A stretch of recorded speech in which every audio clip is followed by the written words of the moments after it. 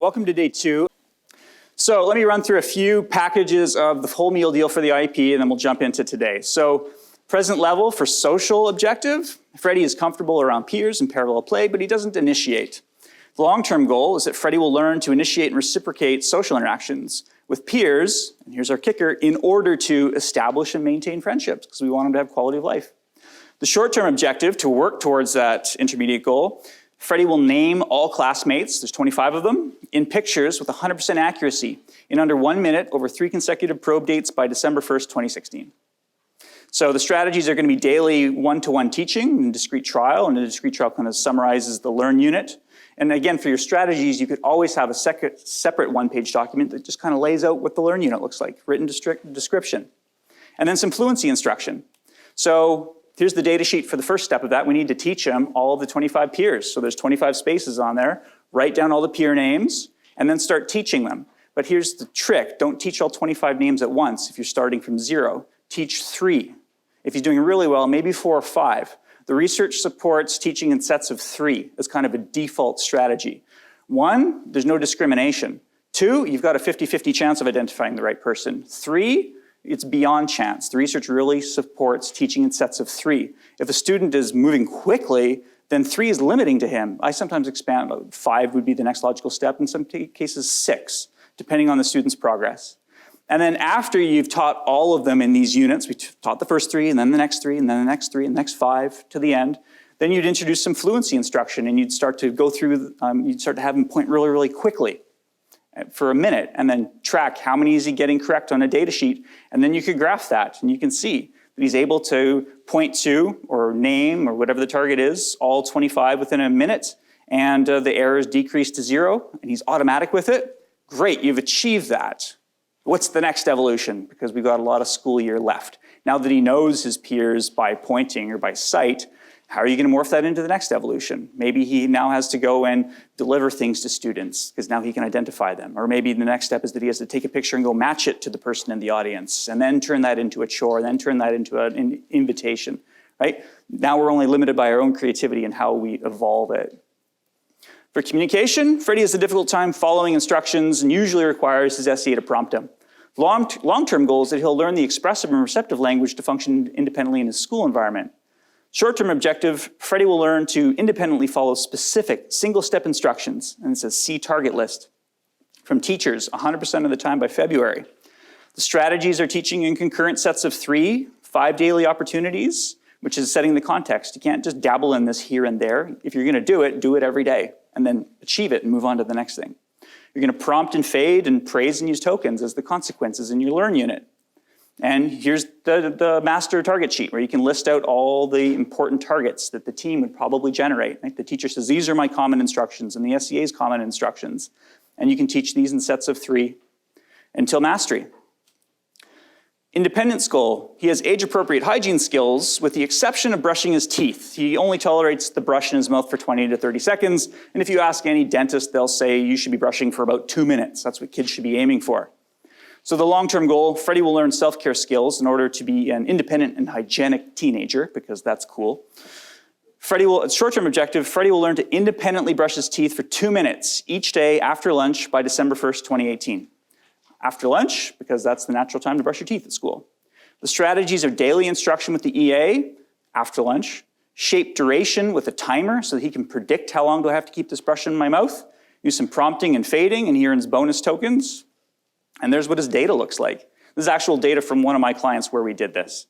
And the dentist said, don't worry about hitting all the quadrants equally. We'll worry about that later. But he won't be able to do that if you can't just have the duration of brushing for 2 minutes. So it was really just any brushing. Brush in mouth for 2 minutes was our first goal. So 20 seconds, and you can see the data is major resistance. This wasn't going well. Some minor resistance, but promptable, overcomeable, redirectable, or he's totally cooperative. So when we did 20 seconds, he was cooperative. When we went to 25 seconds, which was pushing to the baseline, there was some minor resistance, but he was okay. Then we did 25 again, and he got it, and so we upped it to 30, and there was some major resistance at 30, didn't go very well. And the next time we did 30, some minor, and then we did 30 again, and no problem, we did 30 again. So you can see our mastery criteria was 2 days in a row where he tolerates the target duration, then we accelerate to the next target, right? We have a system for moving forward. And everyone knows what it is. And so this was October data. So we went from 20 seconds to about 50 seconds in October. Our goal is that he's at 120 seconds by December 1st. So this trajectory will have us on par for meeting that goal, right? Our data in the fall reporting period says that we're moving on this, as opposed to the parent saying, or asking, inquiring, how's toothbrush going? Oh, we're doing it here and there and it seems to be okay.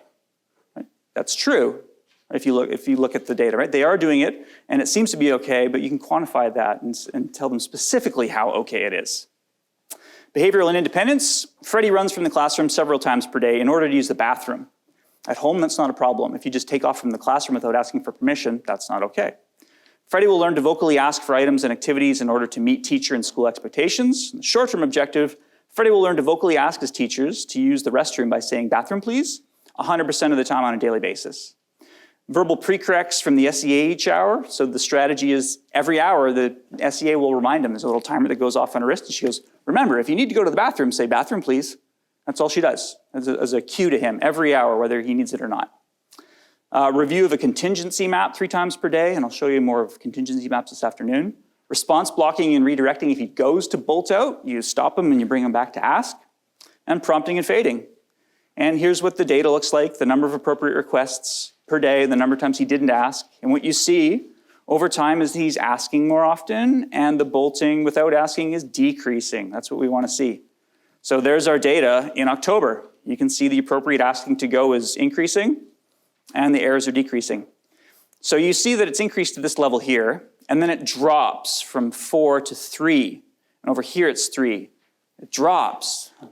We don't want to see a drop, do we? Is this a problem? The data tells a story here. You see a graph go down and you might think, oh, there must be a problem there. But actually, this shows you that on October 10th, he asked to go to the bathroom 3 times, and he had no instances of not asking to go to the bathroom. So all it means is he peed less, but he asked 100% of the time. And so even if he asked once and didn't leave without asking once, and the graph dropped, he's still at 100%, right? It just shows how it reflects how much the kid has been drinking and needs to void. So you have to be careful in interpreting your data. This is really good data. Academic, so I'll quickly go through literacy and math. So Freddie has met DIBELS oral reading fluency benchmarks for the end of grade 5. That's his relative grade level. Freddie will learn to read and understand in order to access information in academic settings, read for leisure, and obtain employment in the future. So based on his grade 5 placement in literacy, that's why we can have those long-term objectives. Those are reasonable. The short-term objective is that Freddie will read at least 120 correct words per minute with fewer than 4 errors per minute. He'll pass the grade 6 DIBELS benchmarks by June. So this is an annual goal, right? Because we're trying to move a grade level in a year. That's why this can be delayed or extended over the school year. The strategies are daily one-to-one instruction for at least 20 minutes. Because remember what I said yesterday? The National Reading Panel recommends every single student at risk for reading failure deserves at least 20 minutes. Pre-reading, where he has an expert read to him. Folding in means any sight words that he has incorrect. We do his flashcards, and then he reads those in connected text. And as an aside, let me point out that the practice of doing Dolch sight words in isolation is not an evidence-based practice, despite being wildly popular. What is an evidence-based practice is called folding in, which is you have a student read a book at their level, you make a list of all the errors that they make, you take those words, you practice those on flashcards to fluency, and then you have the student read the book again, and they're gonna fold in their success from the one-on-one instruction back into connected text. And so the primary message here is don't practice esoteric words in isolation. All words that are done as flashcards should be then immediately read in connected text, not just in isolation. It might be impressive, right, to read 150 Dolch words, but if the student isn't reading fluently in text, that's where you need to be focusing. All right, so the evaluation is going to be assessments in September, January, and June, because these are criterion reference assessments, curriculum-based assessments, and then daily oral reading fluency to see how we're doing on a regular basis. So here is Freddie's oral reading fluency, and what do you notice with his error rates? When do they spike? When he's reading nonfiction. So we didn't really know this, but we happened to take data on the type of book he's reading, and then very quickly we're able to see this correlation and recognize, guess what? Freddie hates nonfiction. It doesn't motivate him. So if we're teaching him to read in a motivating context where he doesn't want to get out of reading, then we should use things that are interesting to him, and it turns out that that's fiction, right? And that varies child to child. Here's that same data graphed quickly in Excel, which means I just had to cut and paste a few of these data columns into Excel. And you see where he dips in his fluency and the errors pop up is when he's reading books he doesn't like. And when we go back to books that are of interest to him, he's pretty good. And finally, under academic numeracy. So Freddie has completed the Math UC Alpha program, equivalent to grade 2 outcomes. The long-term goal is that Freddie will learn basic functional math skills in order to manage money and make purchases. The short-term objective is that Freddie will complete Math UC level beta to lesson 18 by June 1st, 2018.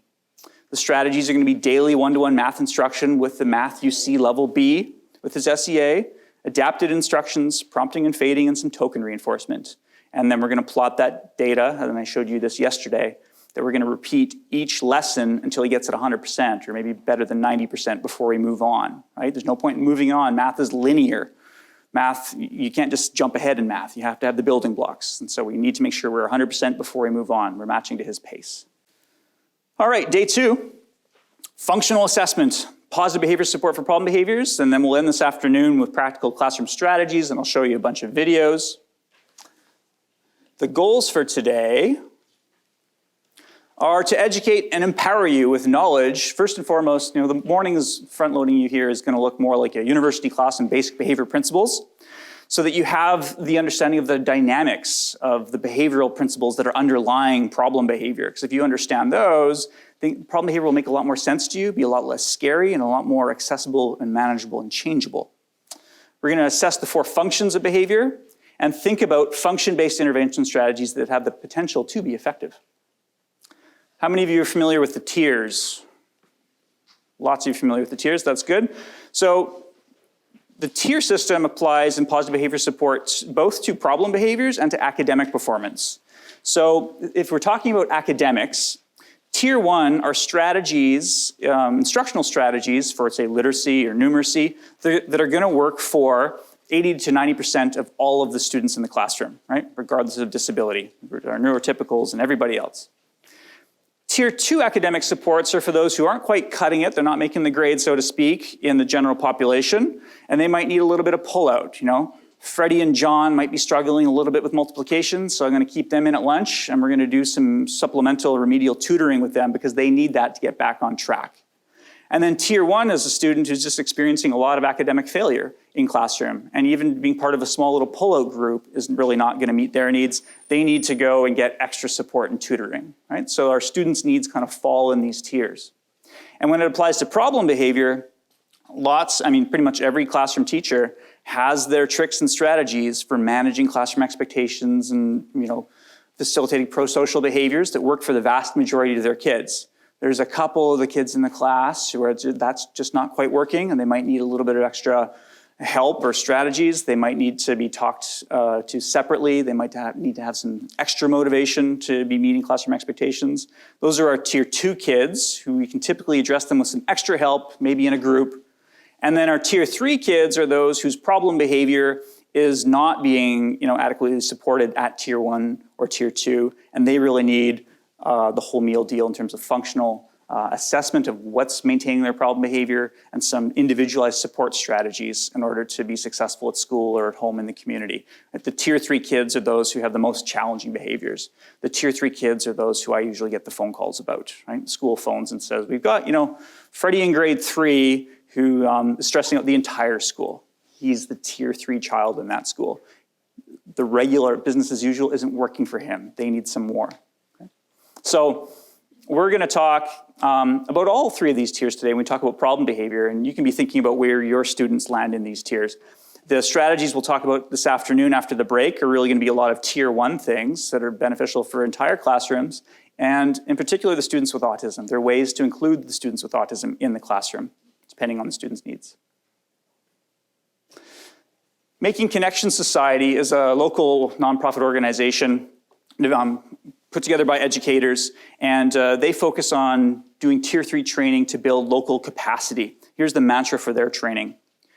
I hear and I forget, which means I can go to a workshop and I can hear some strategies, and when I leave that workshop, I go home and have a glass of wine and watch TV and I forget about the workshop.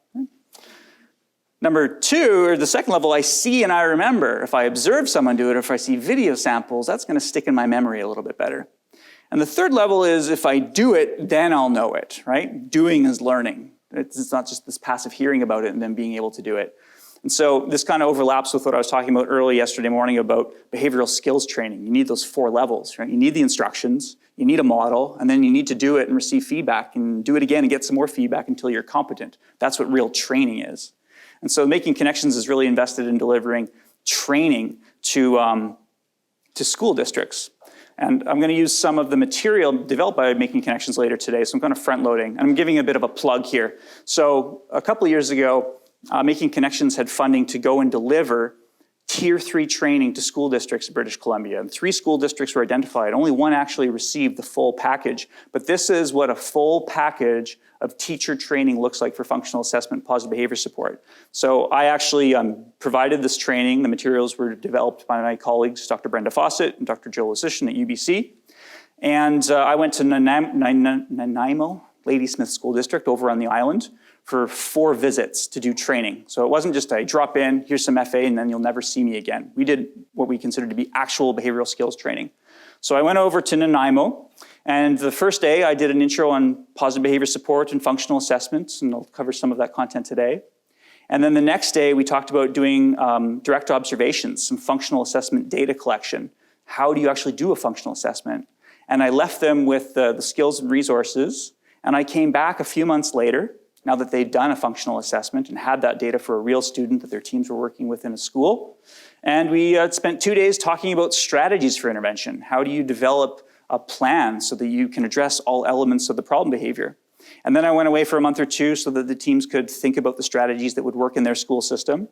And then I came back and spent 2 more days with them. This was a group of about 25 or 30 administrators, learning support teachers, classroom teachers. And we spent an entire day with their computers at tables writing the plans, and I circulated and I gave them feedback, and at the end of the day, they'd written a plan. So we did steps 3 and 4 of behavioral skills training.